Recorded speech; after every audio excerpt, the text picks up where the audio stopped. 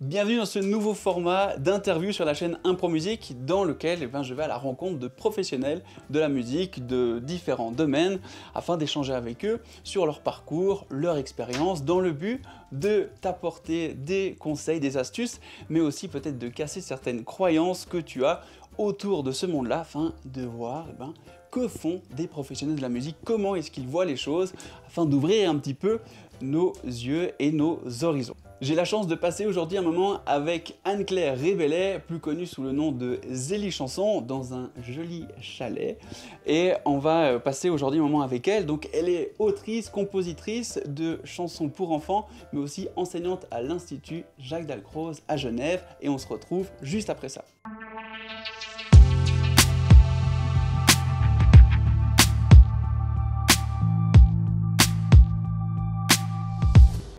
Hello, c'est Norton d'Impro Musique, l'école en ligne 2.0 qui rend les musiciens et les musiciennes libres et épanouis. On se retrouve aujourd'hui pour ce nouveau format d'interview et j'attends tes retours en commentaire. Dis-moi si ça te plaît et mets-moi un gros pouce en l'air si c'est le cas.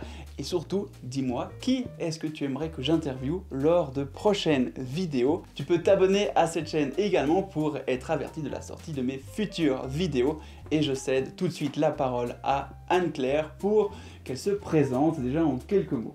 Bonjour, je m'appelle Anne-Claire Révélet. J'habite ici 3 jours par semaine dans ce chalet dans la montagne. Et le reste du temps, j'ai une vie professionnelle à Genève. Cette vie professionnelle, elle se passe en grande partie à l'Institut Jacques Dalcroze de Genève, où j'enseigne aux enfants, aux étudiants professionnels de la Haute École de Musique et aussi aux seniors.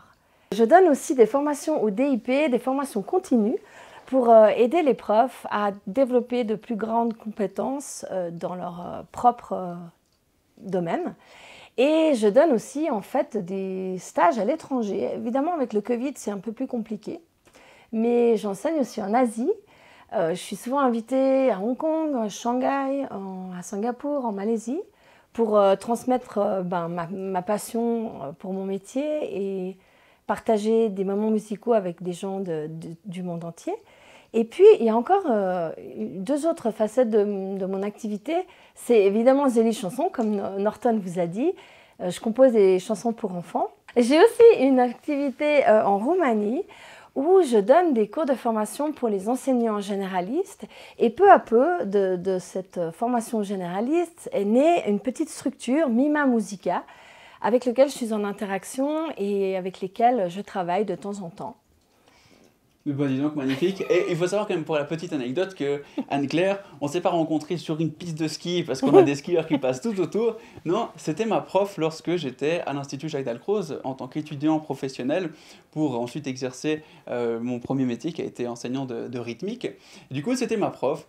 Et voilà, ça fait, ça commence à dater, hein, ça fait 5, ouais, même plus, ça doit faire 8 ans gentiment Ouais. que tu m'enseignais la pédagogie, l'improvisation, etc. Vraiment de manière pratique. Et donc voilà, on a gardé contact et aujourd'hui, j'ai l'honneur de la recevoir pour échanger au niveau de la musique. Donc dis-nous un petit peu, plus en détail, quand tu vas à Hong Kong ou en Roumanie, qu'est-ce que tu fais, vraiment qu'est-ce que tu apportes là-bas à ces personnes et peut-être quels sont un peu les profils globaux des personnes que tu vas rencontrer là-bas? Alors, en général, ce sont des musiciens à la base en Asie, mais en Roumanie, ce sont des généralistes. Alors, il faut bien faire la différence. Quand on s'adresse à des musiciens, l'idée, c'est d'élargir leurs compétences personnelles et de leur apporter quelque chose de différent, peut-être de nouveau, ou disons, transmis d'une autre façon que celle qu'ils ont l'habitude. Et quand je vais en Roumanie, c'est plutôt pour offrir la possibilité à des personnes qui ne sont pas forcément musiciennes, et ça c'est important, leur donner des moyens pour pouvoir s'approprier la musique et certains principes pédagogiques pour pouvoir après les retransmettre. Donc c'est 2 profils très différents, mais c'est 2 profils tout aussi intéressants et tout aussi passionnants. Et c'est vraiment génial le fait de s'approprier les choses. Voilà, ça te parle parce qu'on en parle beaucoup sur cette chaîne, le fait de s'approprier les notions musicales pour faire sa propre musique. Donc tu t'inscris aussi dans cette démarche-là. Absolument. Et c'est hyper intéressant. Et si on remonte un petit peu plus loin dans ta vie, je trouve intéressant parce que souvent les gens ont l'impression que quelqu'un est professionnel de la musique, que ce soit dans l'enseignement ou instrumentiste. Et c'est un point d'arrivée, c'est un but, après il n'y a plus rien, et avant souvent on a l'impression que c'était la croix et la bannière, et il y a plein de croyances là autour. Alors par quoi tu as commencé, à quel âge, et comment tu es arrivé à ce stade-là? Super question. Alors en fait, ce que j'ai envie de dire, c'est que je suis d'une famille où mes parents n'étaient pas musiciens. Et ça, je trouve super important.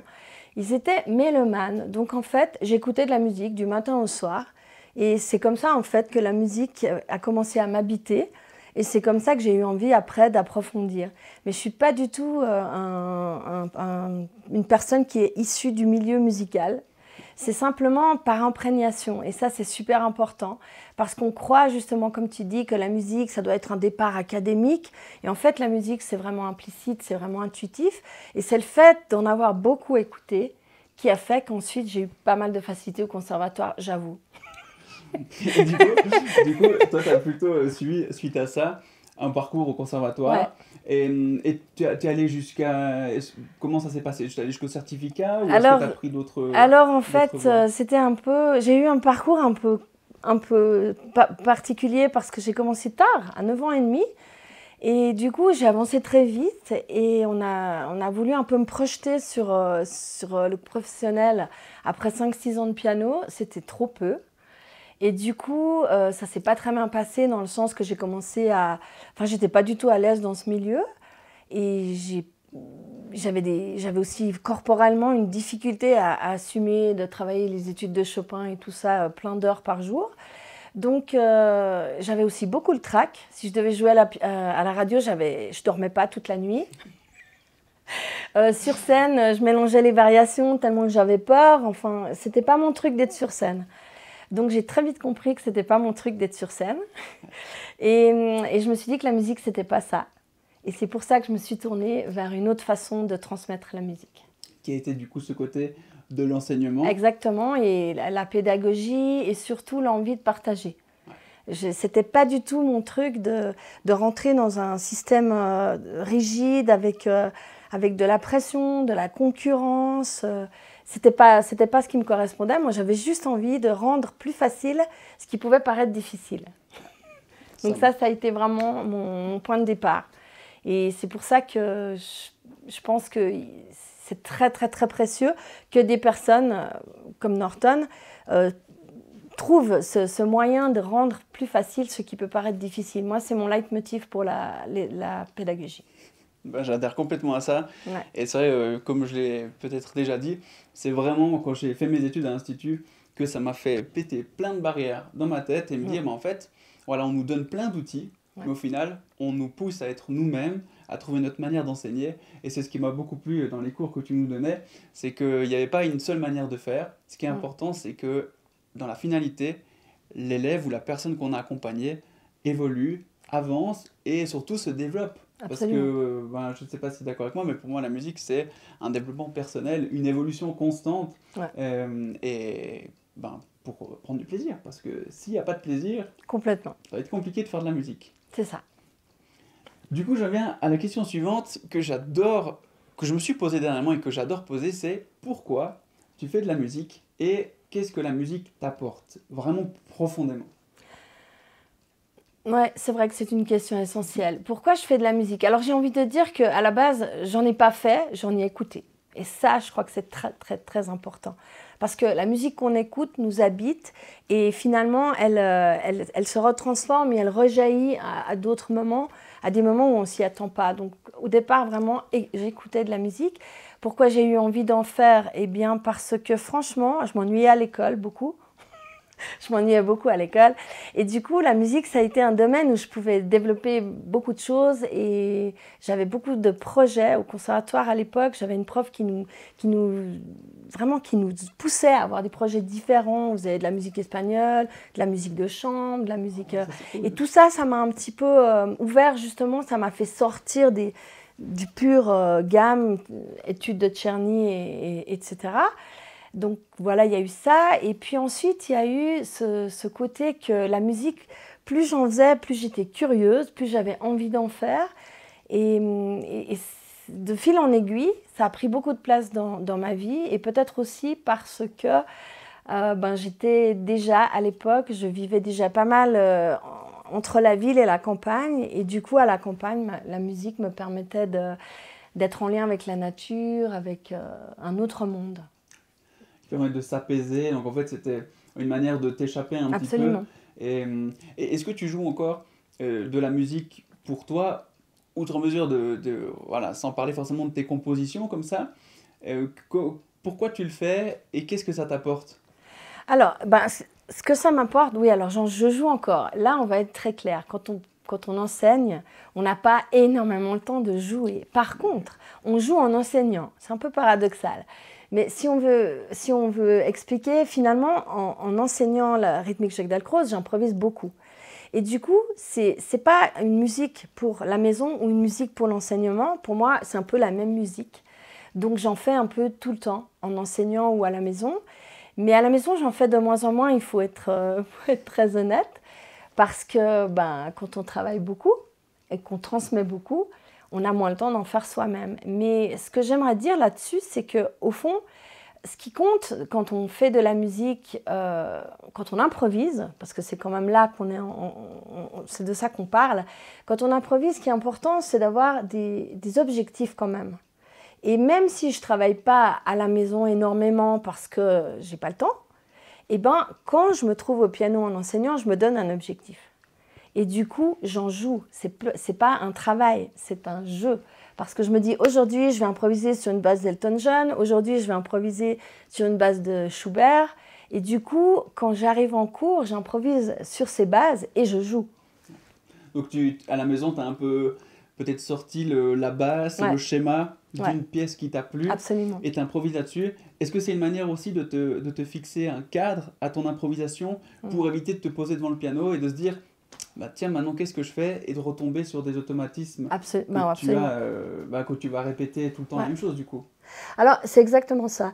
Alors, j'aime bien aussi le côté un peu aventurier, de mettre les mains sur le piano et de voir ce qui se passe. J'aime beaucoup ça. Je me rappelle de bons moments en cours où elle faisait ça. Voilà, j'aime ça parce que c'est une façon de rencontrer les gens. C'est aussi une façon de prendre des risques avec eux.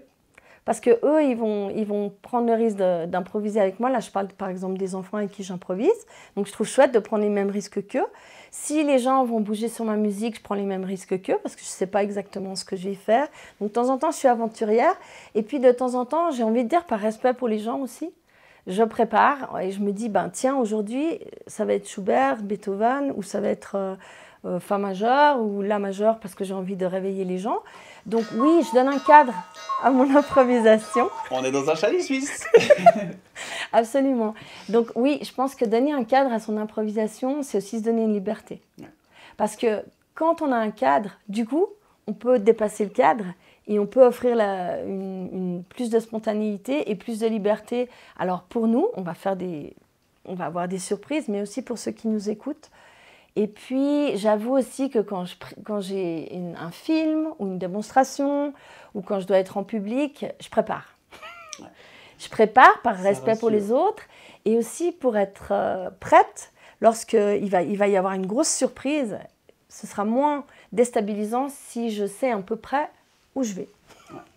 Ouais. D'ailleurs, j'adore une phrase qu'a dite Yaron Herman, un super improvisateur, qui disait lors d'une de ses présentations sur scène que, voilà, comme toi, la musique est un jeu, donc on va jouer à la musique, mais comme tout jeu, il faut en apprendre et connaître ses règles. Ouais. Et plus on va connaître les règles du jeu, plus on va pouvoir jouer, mieux on va pouvoir jouer, plus on va pouvoir s'amuser à aller titiller avec la petite règle sympa et le petit cadenas.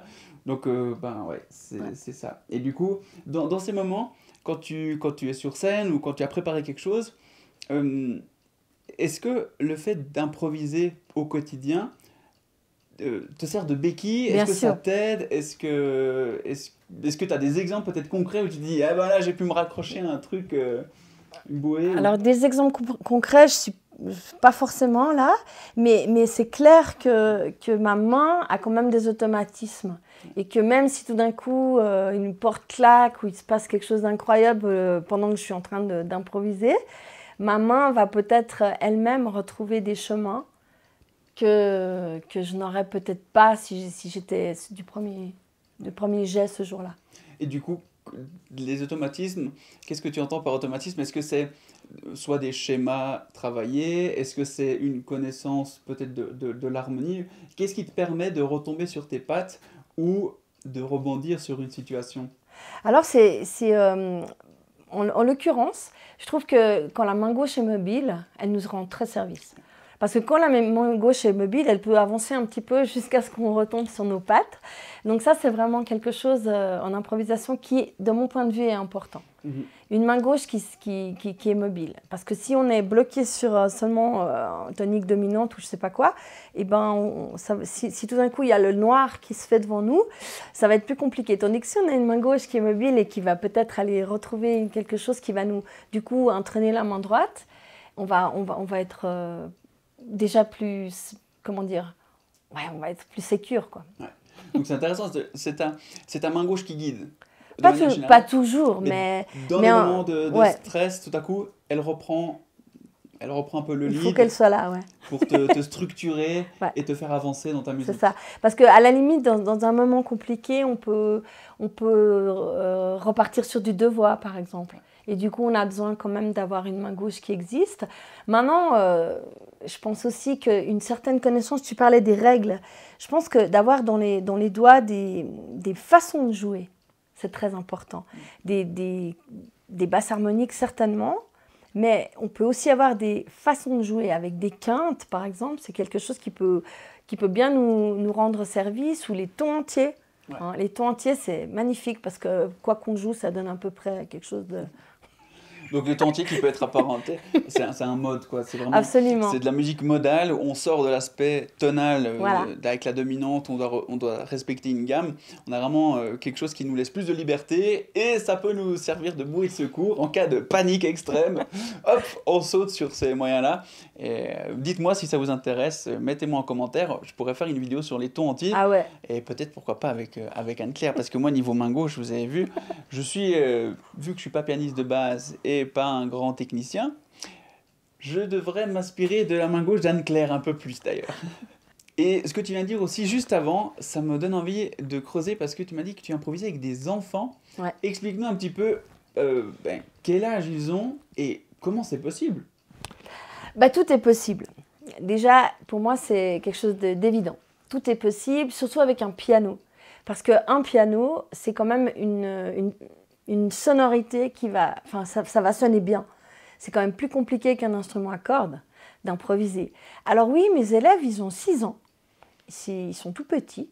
Et l'idée, c'est de... Avant, je donnais des cours d'impro, vraiment que improvisation. Et maintenant, c'est improvisation rythmique solfège. Mais ça fait rien, on improvise énormément. Alors, il y a deux types d'improvisation. Il y a l'improvisation libre, brute, spontanée, qui est valorisante un moment, mais qui rencontre des limites. Et puis, il y a l'improvisation qu'on dirige un petit peu. On la dirige soit en passant par le mouvement, c'est-à-dire que l'enfant va d'abord jouer à l'éléphant et va avoir une histoire et ensuite va passer au piano. Donc ça, évidemment, pour les adultes, c'est peut-être un peu moins parlant, mais pour les enfants, de passer par le mouvement, c'est extrêmement important. Et puis, l'autre façon de guider, c'est de leur donner vraiment des moyens. Par exemple, de leur dire, eh ben, tu as 3 notes à disposition. Avec ces 3 notes, tu vas me faire la pluie, la neige, l'éléphant, l'oiseau. Et du coup, l'enfant est porté parce que ça sonne bien. Et ça, c'est extrêmement important. Donc avec quelques petites règles du jeu, encore une fois. Absolument. En fait, à partir de n'importe quel âge, tes élèves peuvent improviser. Est-ce que c'est des élèves qui ont suivi des études de piano intensives depuis leurs 3 ans et demi? Pas du tout. Ou est-ce qu'ils commencent le piano avec toi? Ils commencent. Ah, première leçon, ils arrivent. Et ça m'est arrivé une fois, j'étais invitée en France, dans un stage, enfin je sais plus, une formation. Et on m'a mis des enfants entre les mains qui n'avaient jamais rien fait et que je ne connaissais pas. Donc là, c'était un double challenge. Et là, je me suis dit, bon, qu'est-ce qu'on va faire? Alors, j'ai raconté une histoire, en fait. Ils devaient raconter une histoire au piano.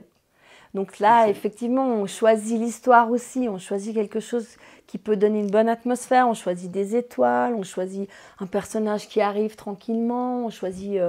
on les guide un tout petit peu. C'est leur musique spontanée, mais on les guide. Parce que sinon, c'est très angoissant. Si on dit à un enfant qui n'a jamais fait de piano, tu vas au piano et tu joues, c'est hyper angoissant, quoi.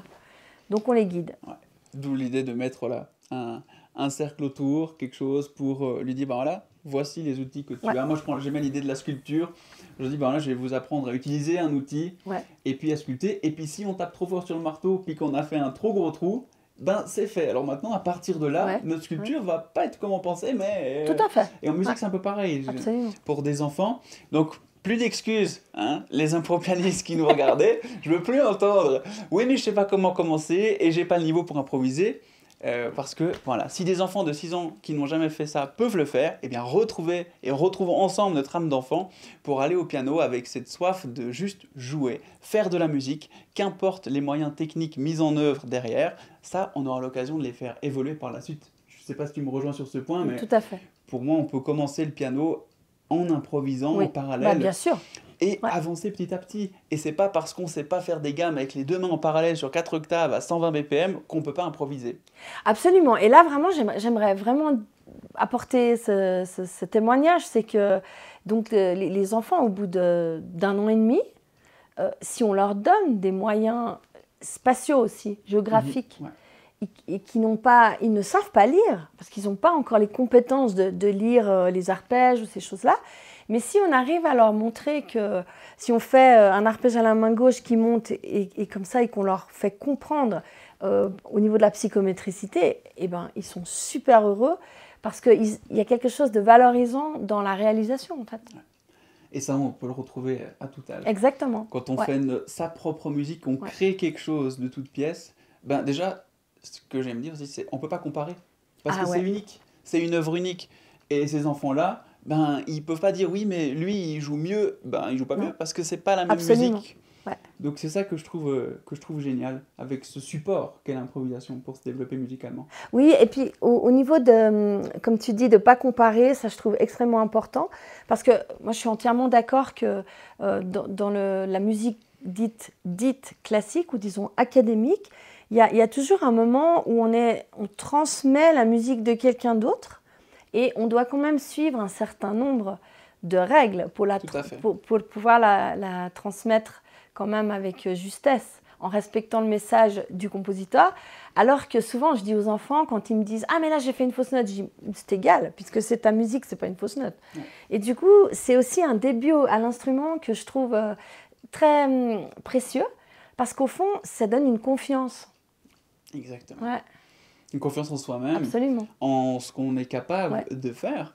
Et voilà, on arrête de se comparer, de se trouver pas assez bien ou quoi que ce soit. On se lance, on y va, il n'y a plus de stress, ou en tout cas moins de stress. Et du coup, est-ce que tu es d'accord si je te dis, ben là, quand on improvise, on se place en tant que compositeur. Comment cette phrase... Alors, compositeur, ça peut être plein de choses, hein, mais je pense que oui, parce que là, c'est de nouveau une question de langage. Il y a les personnes comme ça qui vont mettre des règles bien précises au compositeur qui doit avoir fait 10 ans de composition au conservatoire. Pourquoi pas? Mais je pense que l'improvisation, c'est une composition spontanée. Donc, le fait d'improviser, on est les propres auteurs de ce qu'on produit. Et l'improvisation, quand même... elle rejoint la composition parce que par exemple quand je compose des chansons, je passe toujours par une phase d'improvisation. Donc l'improvisation c'est quand même la phase de spontanéité mais qui après peut devenir une composition. Donc ça je trouve c'est aussi très valorisant quand on fait de l'improvisation, c'est d'avoir et avec les enfants je note leur composition. Ah oui, donc tu écris je les formalise. Et après, toi, ça t'inspire pour faire tes chansons? Des fois, non, pas vraiment pour mes enfants. Mes chansons peut-être, mais eux, en tout cas, sont très fiers. Okay. Parfois, j'enregistre une composition et ensuite, je la réécris et tout le monde peut la jouer, par exemple. Excellent. Donc, ce qui peut paraître une petite composition est en fait une grande œuvre pour celui qui l'a faite la première fois. Excellent, excellent. Et juste pour clarifier une chose, parce que, alors, on est les deux du domaine de la rythmique, etc. Mais avant, tu parlais de rythmique solfège pour les enfants. Oui. Alors, pour les gens qui ne savent pas ce que c'est, tout simplement, on a le parcours de solfège comme la plupart des gens le connaissent et des fois ne l'apprécient malheureusement pas. Et on a la rythmique solfège qui développe en fait les mêmes capacités au niveau connaissances musicales et solfégiques, mais simplement on va passer par le corps pour travailler ces éléments-là. Et peut-être que tu peux donner une définition encore plus claire parce que tu as beaucoup plus d'expérience là-dedans que moi. Mais voilà, comment tu Je crois que définirais c'était la bien rythmique dit. solfège? C'était bien dit. C'est vraiment s'approprier les notions musicales par une expérience corporelle préalable. Et une fois qu'on a vécu tous les éléments musicaux, eh ben, on peut les analyser et comprendre enfin comment ça s'écrit. Mais c'est ce qui nous permet surtout de donner aux enfants une connaissance corporelle et profonde de la musique sans savoir encore comment ça s'écrit. Et ça, c'est très précieux en improvisation. Et ça, je trouve génial, c'est qu'on pourra aller voir dans ces cours, ces élèves ils font des rythmes super compliqués en faisant des jeux avec leur corps, avec des ballons, avec des foulards, en chantant, en frappant. Ils n'ont aucune idée de ce qu'ils font au départ. Mais par contre, ils font déjà plein de musique. Absolument. Et par la suite, elle aborde les notions plus précises. Mais ce que j'aimerais retenir là-dedans, c'est qu'un enfant peut faire un rythme compliqué avec son corps, avec sa voix, sans savoir ce que c'est. Et on peut garder ça par la suite. Il n'y a pas besoin forcément de tout de suite dire « Ah oui, c'était demi-soupir, double croche lié à noir pointé. On peut juste le faire, puis par la suite, on verra ce que c'est. Et on a déjà fait de la musique. Absolument. Et puis là pour parler des enfants, mais maintenant, je peux aussi parler des seniors, parce que j'enseigne aussi aux seniors. Et les seniors, c'est un peu des gens qui parfois disent « Ah non, non, non, mais ça, je ne sais pas. Moi, je n'étais pas bon en solfège. Non, non, non, ça, je ne sais pas. » Et en fait, c'est une croyance qu'on peut facilement casser en passant par le corps et l'improvisation corporelle. Et moi, en fait, ce que je fais souvent, je fais des dessins au tableau quand on a compris un rythme. Et je mets la façon concrète, avec des pieds, des mains plus ou moins gros, etc. Et dessous, je mets quand même le symbole pour ceux qui ont déjà des connaissances ou ceux qui ont envie d'en avoir de nouvelles. Mais je pense que si on part d'une musique concrète avant de passer à l'abstrait, eh bien là, on restera toujours dans la musique. Ouais, j'adore. C'est ça, on restera dans la musique et en fait, la notation devient alors un outil au service de la musique et non pas un passage pour faire de la musique. Et c'est là que je pense qu'on peut avoir une réflexion contre-intuitive peut-être ou contre-nature, suivant les parcours et ce qu'on a entendu sur le fait que le solfège est primordial s'il nous sert d'outil au service de notre musique et pas de contrainte spécifique parce que ça devient alors limitateur. Et c'est un peu dommage parfois. Mais je pense que l'écriture, puisque le solfège c'est ça, c'est de l'écriture, et c'est ce que j'essaie d'expliquer à mes élèves quand ils disent « Ah non mais la clé de fa je sais pas ». Alors c'est pas vrai parce qu'ils l'ont appris en même temps que la clé de sol. Donc c'est purement psychologique et certainement que les parents ont de leur dire « Ah mais la clé de fa c'est compliqué ». Et je leur dis au fond, moi j'ai juste envie que tu saches la clé de fa pour que si tu fais partie d'un groupe ou d'un groupe de musique de chambre ou de la pop ou ce que tu veux, tu puisses communiquer avec le bassiste. Exactement. Voilà. Important les bassistes. C'est pour ça en fait. C'est pour ça qu'on a besoin de ça. Et c'est aussi une autonomie, ça il faut quand même le dire.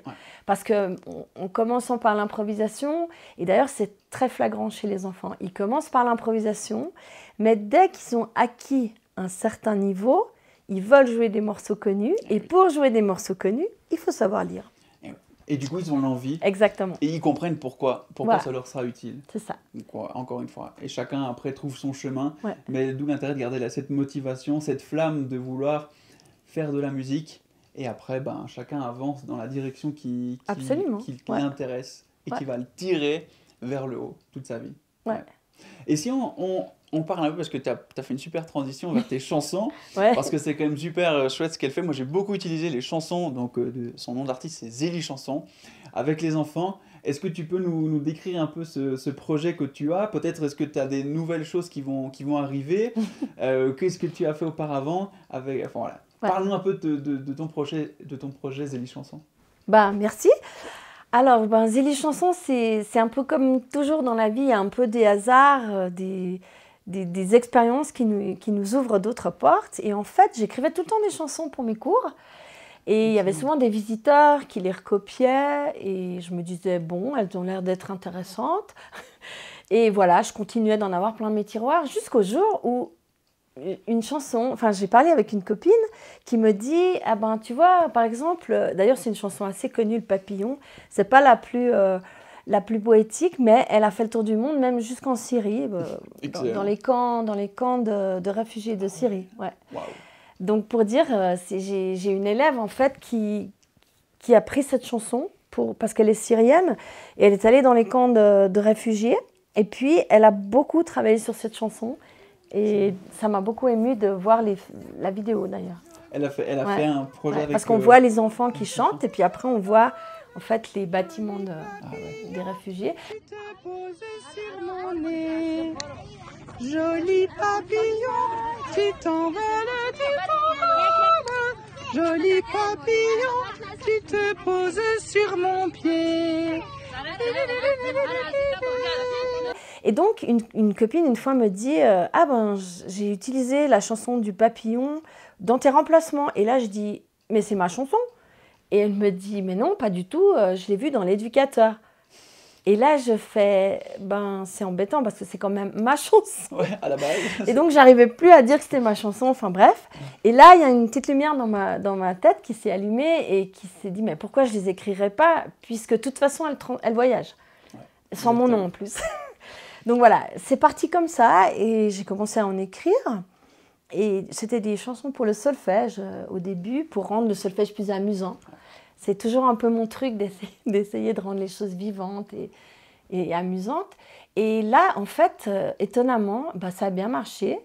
Donc après, l'éditeur que j'étais allée voir m'a dit « mais on peut continuer ». Donc on a continué. Et la deuxième fois, on a rajouté un CD avec.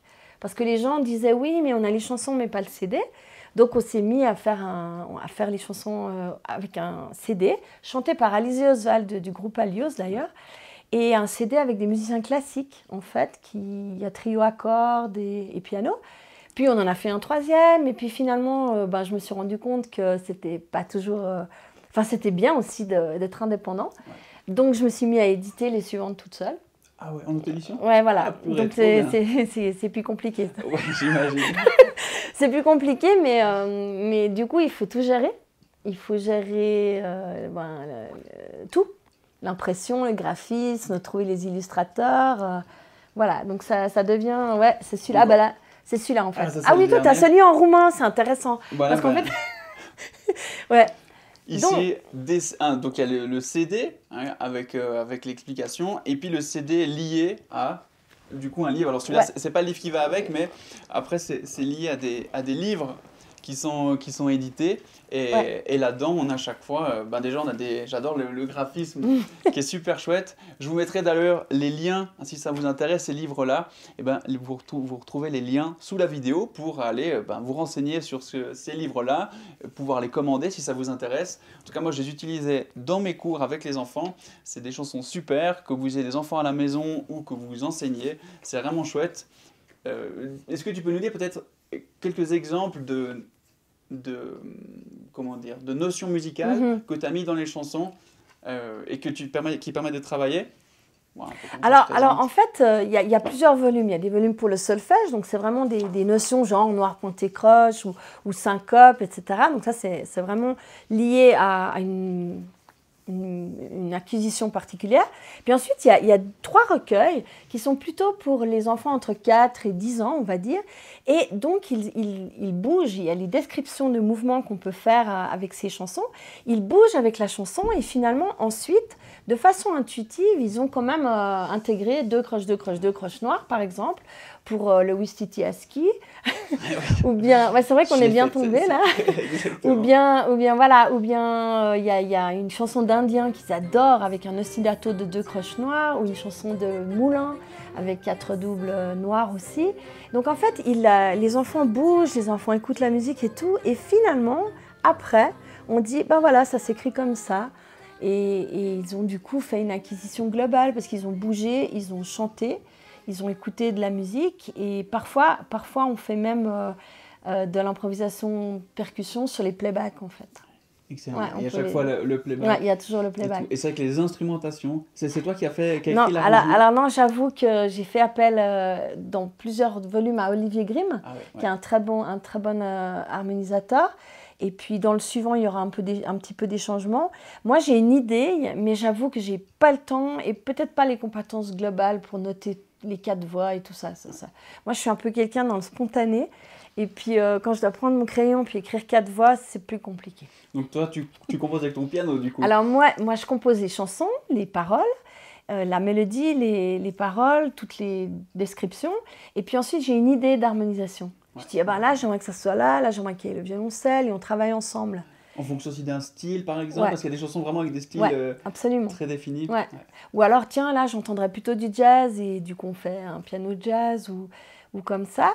Et puis, en fait, celui que tu avais montré, c'est marrant parce que c'est un disque qui a été traduit en roumain. Excellent. Parce que voilà, de nouveau, la musique, tu me disais, qu'est-ce que m'apporte la musique? Ben, quand je réfléchis, la musique, elle apporte beaucoup d'amitié dans le monde entier, beaucoup de contacts. Et du coup, en allant enseigner en Roumanie, peu à peu, les gens se sont intéressés aux chansons. Et on l'a traduit en roumain. Et du coup, maintenant, on est sur le 2e en roumain. Excellent. Donc là, il y a bientôt un nouveau CD. Alors, il y a un nouveau Zélie 6, ouais. Zélie Le 6 qui va... On attend de faire les voix avec Alizée, justement, parce qu'elle a pas mal de concerts, elle aussi. Donc, on a tout enregistré. Il suffit d'entrer en studio avec elle pour les voix. Et ça va sortir, je pense, au printemps. Ouais, bah génial. Ben voilà, je vous mets les liens. Franchement, c'est vraiment le top. Allez écouter ces chansons. Est-ce qu'on peut les écouter sur une plateforme comme Spotify? Alors, ou comme ça, j'avoue ou que je pas suis encore pas encore à ce point-là. Je suis encore un peu old-style. Moi, je suis née au XXe siècle. Hein. En tous les cas, voilà. Vous pouvez commander les CD et puis les livres aussi si ça vous intéresse. Ouais. Bah peut-être qu'on en parlera une fois sur la chaîne de ces chansons ou on pourrait les analyser dans un live du Club Impro Pianiste dans l'école Impro Musique. C'est vraiment des bons supports. Je me rappelle une chanson qui travaille le ternaire et le binaire, Ah oui. qui passe de l'un à l'autre. C'était top et c'était fou comme les enfants. C'est ça. Je leur expliquais pas ce que c'était ni l'un ni l'autre. Je leur disais juste, quand vous entendez que ça change, vous faites ci ou vous faites ça. Je sais plus les 2 personnages qu'il y avait, mais c'était génial. Et voilà, c'est ça. C'est juste vrai. des chansons hyper utiles pour ça. Et c'est vraiment de la chouette musique. Bah, merci. Puis on connaît l'impact des chansons dans le développement des enfants, mais on connaît aussi l'impact des chansons et j'ai pu le voir quand je travaillais avec des personnes qui avaient Alzheimer. D'ailleurs, une fois, il me semble que tu étais venue assister en EMS parce que je travaillais en EMS. Et c'est l'impact des chansons. La musique, c'est la dernière mémoire. Hein. Il faut savoir que la musique, c'est la dernière mémoire de la personne en déficit cognitif. Et du coup, la chanson, c'est quelque chose qui la relie à son enfance ou à ses souvenirs. Et c'est un moyen très, très puissant. Et ça reste un moyen très puissant de communication. Parce que ce qui me frappe toujours, c'est que là, une fois, j'étais en Chine et j'ai utilisé les playbacks. Donc, je n'ai pas utilisé les chansons parce que je me suis dit, ça ne sert à rien de les faire en français. Mais toujours est-il qu'ils se sont montrés curieux et ils ont vu mon livre. Et le lendemain matin, et ça c'était quand même extraordinaire, le lendemain matin, ils sont arrivés, ils avaient traduit en chinois la chanson du Petit Marron, le numéro 5, dans le Zélie numéro 5, ils sont arrivés comme ça. Alors nous, on a la chanson en chinois, qu'est-ce que tu fais avec? Et là, je dois dire que déjà, c'est une énorme émotion. Quand 80 participent, parce que là-bas, les stages, c'est beaucoup. Quand 80 participants chantent la chanson de Zélie en chinois, déjà, on se dit que la musique, elle a franchi les barrières de tout, des frontières politiques, mais aussi des kilomètres et tout ça, et des mentalités. Et puis ensuite, on a travaillé sur cette chanson de Zélie, mais qui était du coup traduite en chinois. Excellent, non, c'est vraiment excellent. Enfin, voilà, c'est vraiment top. Bravo en tout cas pour ce que tu fais pour les enfants, pour les enseignants. C'est vraiment un super outil pédagogique et musical. On arrive gentiment, mais sûrement, gentiment, expression typiquement suisse, au terme de cette interview. Mais j'aimerais encore te poser 2 questions. La première, ce serait, est-ce qu'il y a une chose, ou peut-être 2 ou 3, que tu sais maintenant et que tu aurais aimé savoir quand tu as commencé? Quelque chose, tu dis, tiens, ça, si on me l'avait dit plus tôt, ça m'aurait servi ou ça m'aurait évité des galères ou des difficultés. Donc par rapport à l'impro surtout. Voilà, par rapport à la musique, peut-être de manière globale, à ton parcours. Alors, j'ai eu la chance d'avoir de bons professeurs. Ça je crois qu'il faut le reconnaître. J'ai eu vraiment de la chance d'avoir de bons professeurs. Déjà, en étant enfant, d'avoir une professeure en conservatoire, mais qui avait un esprit très large. Donc ça, voilà, ça m'a beaucoup apporté. Donc, ensuite, j'ai eu des professeurs dans le cadre de l'Institut Jacques Latrosse qui étaient d'excellents improvisateurs. Oswald Russell et Christiane Moutandon, je veux dire, c'était carrément des monuments de ça. Ensuite, j'avais rencontré une fois David Delanne qui m'avait vraiment appris à sortir les harmonies des morceaux. Et ça m'est resté pour toute ma vie. C'est ça, hein, ouais. Parce qu'on improvisait beaucoup comme ça, on nous disait qu'il fallait faire ceci ou cela.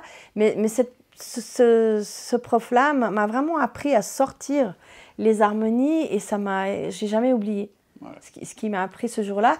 Mais je ne sais pas ce que j'aurais voulu savoir, je ne sais pas vraiment. Parce qu'il me semble que je l'ai découvert peu à peu et que c'était le moment de le découvrir. Si on m'avait peut-être tout dit en même temps, voilà, c'est pas sûr. Mais en tout cas, tu as eu un parcours plutôt fluide, enfin j'avais dit fluide et agréable, et tu as eu la chance de, comme tu dis, d'avoir des bons professeurs. Donc ça, c'est super important, de ne pas hésiter à tester plusieurs méthodes, plusieurs approches, plusieurs profs. Et si quelque chose ne vous convient pas, eh bien n'hésitez pas à aller rencontrer quelqu'un d'autre. C'est super important de trouver la bonne personne, la bonne manière de faire, celle qui vous correspond, pour ne pas abandonner si c'est quelque chose qui vous fait du bien à la musique. Donc ça, vraiment, je vous encourage à chercher la bonne personne, quoi, et la bonne manière. Ouais, mais quand tu dis quelque chose qu'on aurait pu me dire peut-être plus tôt, ça ils font déclencher les avalanches. Quand il a beaucoup neigé, on envoie de l'explosif pour que les pistes soient praticables le lendemain. Et comme on est sur une piste de ski, voilà, c'est pas grave. Hein. C'est pas que s'il y a de la neige qui arrive, c'est qu'ils ont fait péter trop proche. Voilà. Mais ce que je dirais alors je sais pas si on aurait dû me le dire, mais en tout cas ce que j'ai découvert et qui m'a beaucoup allégée, qui m'a beaucoup soulagée, j'ai eu un gros problème d'épaule, hein, et ça pour les musiciens c'est quand même terrifiant parce qu'on est tout d'un coup très humble devant le manque de capacité. Et là en fait j'ai découvert que ce qui comptait c'était la simplicité, parce que j'étais obligée de jouer de façon beaucoup plus simple vu que j'avais un problème physique. Et ça, c'est la base de tout. Parce que ce qui compte, en fait, et je le dis souvent à mes étudiants, je leur dis, oui, mais si vous écoutez l'argot de la sonate pour violoncelle de Chopin, il n'y a pas beaucoup de notes. Ce n'est pas très fourni. Ça paraît simple, mais c'est dans la façon de l'interpréter. Et ça, c'est peut-être la chose que j'ai découverte. Je ne suis pas sûre que si on me l'avait dit, finalement, ça aurait eu le même impact. Mais en tout cas, se dire que quand on fait de la musique, ce n'est pas la complexité qui la rend belle ou qui la rend un moyen de communication, c'est l'intention. Et merci, ça c'est... C'est fondamental, merci pour ça. Est-ce que du coup, c'est peut-être le mot de la fin, parce que la dernière question, c'était est-ce que tu as un message à faire passer au monde de la musique, au monde plus global? Est-ce que tu as quelque chose que tu aimerais transmettre autre que ce que tu viens de dire, parce que c'est déjà c'est génial ce que tu nous as transmis là, et merci pour ça. Moi je pense que de toujours penser à l'intention. Ça c'est important. L'intention, c'est-à-dire avec ce qu'on est, avec les capacités du jour, avec l'humeur du jour ou avec l'émotion du jour, avoir l'intention de transmettre aux autres quelque chose de beau et de sincère et d'authentique. Et là, je pense que si on a ça au fond de son cœur, alors on va transmettre de la bonne musique. Génial. Et du coup, toutes les barrières tombent, la peur, c'était ça. On y va et puis on se livre. Ouais. On se livre. C'est ça. Eh ben, un grand merci Anne-Claire. Merci à toi d'être venue dans la neige. Eh ben oui, pour ce super échange. J'espère que ça vous a plu. N'oubliez pas, un pouce en l'air si c'est le cas. Mettez-moi en commentaire si vous avez des questions à lui poser, je lui les transmettrai et je vous retransmettrai après sa réponse. Mettez-moi surtout si vous avez envie d'autres interviews comme celle-ci, des propositions de noms. On a déjà eu plusieurs noms évoqués là, comme Alice Oswald, ça pourrait être intéressant. Olivier Grimm, j'avais déjà dans la tête d'aller à sa rencontre. En tout cas, mettez-moi tout ça en commentaire. Moi, je vous dis à la prochaine vidéo. À tout bientôt. C'était Norton. Ciao.